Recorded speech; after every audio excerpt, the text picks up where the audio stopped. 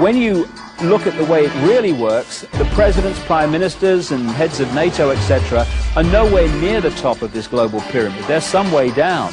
And they are appointed and manipulated into power by those above them that control the banking system, the media, etc., or those that operate in the shadows that I talked about earlier, who, no matter who's in power, what party or what name, the same shadow people are orchestrating events. This country is owned by 800 or 900 people who run everything, do everything, control everything. They have this guy, Clinton gets in, fine, we can deal with him. Kerry gets in, fine, we can deal with him. It's just in the wind, it's a little reed like this. It's all one big ownership class, and If you take the two-party systems and you lean them up against each other, this is basically the arch. Their force going together keeps them together and makes it become a very strong, stable platform on which they can build their hierarchical New World Order system. Okay? So the current two-party system has been dominated and bought up and controlled by the elite that sits atop it. People talk to me about, the issue of Republican versus Democrat, as if they don't get it. And I say, look, here's the way you get it. It's organized crime. All you do is you call the Republicans the Genoveses, and you call the Democrats the Gambinos. The people at the top, they treat it like a crap game, like it's their crap game, like they're making lots of money. Occasionally somebody at the table shoots each other, but the moment anything threatens their crap game, they all unite to protect it. They're both controlled by the same financial, economic, corporate interest.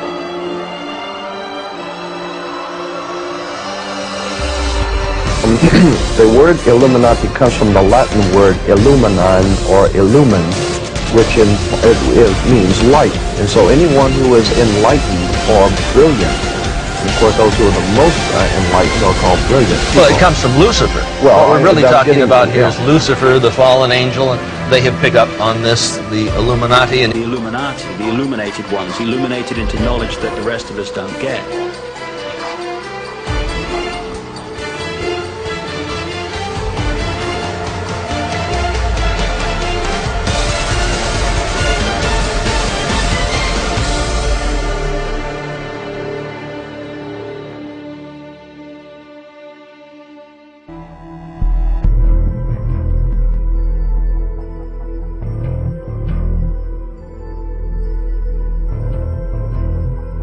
A cult when 36 of the 50 signers of the Declaration of Independence, all of the generals in Washington's army, and everyone who participated in the Revolutionary War were basically Freemasons.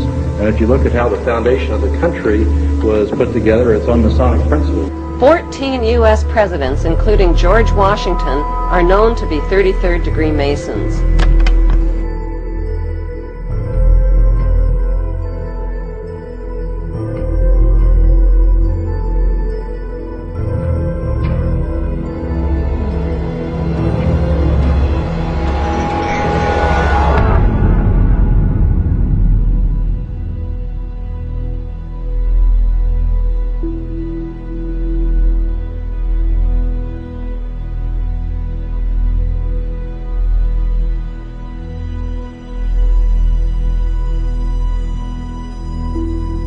The first royal member of the Freemasons was Frederick, Prince of Wales.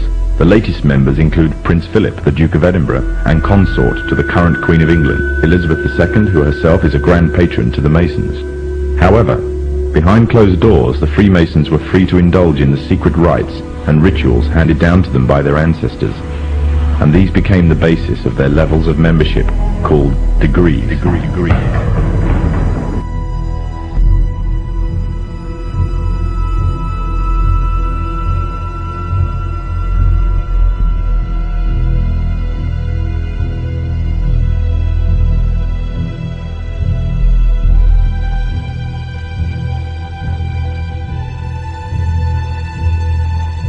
Among the former Bonesmen are three presidents: William Howard Taft, George Bush, George W. Bush, numerous senators and ambassadors, industrialists like William Whitney, CIA agents, State Department officials, and the publishing magnate Henry Luce.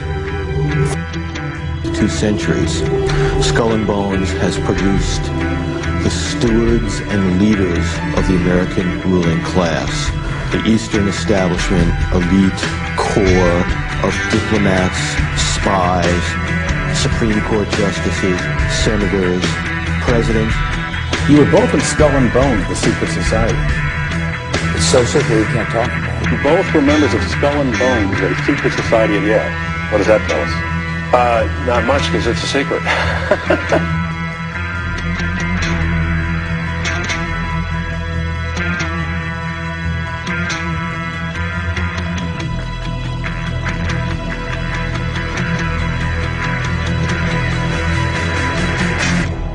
One might wonder, understandably, why the people that run the banking, political, economic system and the media in America should be dressed in long robes doing a ceremony to a 40-foot stone owl. I think we should be told. Bohemian Grove.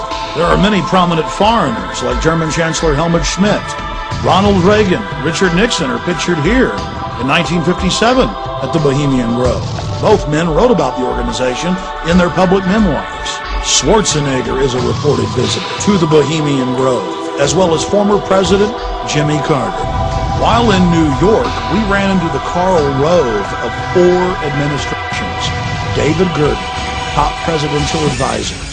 Ford, Reagan, George Herbert Walker Bush, and Bill Clinton. We couldn't believe our luck. It just so happens that David Gurdon is also a prominent member of the Bohemian Grove, the offshoot of Skull and Bones. This insider of insiders, a staple of the White House for 22 years, got very upset when we brought up Bohemian Grove to him. He didn't deny its existence. He didn't deny that he was a member.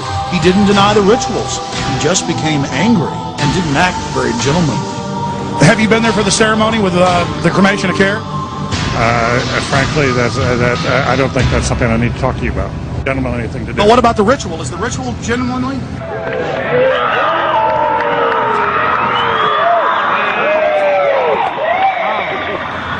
Sir, everything I don't owe you this comment. I know. I appreciate it. This is what's called ambush journalism, and I disrespect you for that as well. So thank you and goodbye. The ritual?